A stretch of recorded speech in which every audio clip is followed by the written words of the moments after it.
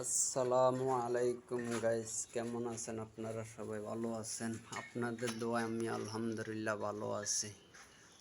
দুইটা মুখটানা সাবা মাইরা একটা তলা খাড়াই একটা সাদা লিনটেন করছিলাম। কে কীরকম করে জানি না।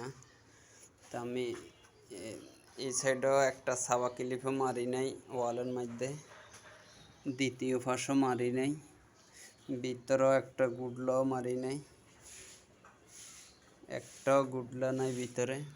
দেখেন শুধু আছে উপরে ইউ আছে, ওই মাথাতে একটা ইউ মারছি, এই মাথাতে একটা, সাইডটা 5টা ইউ মারছি।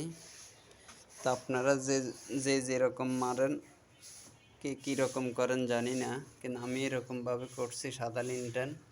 তা আপনারা চাইলে করতে পারেন অল্প সময়ের মধ্যে।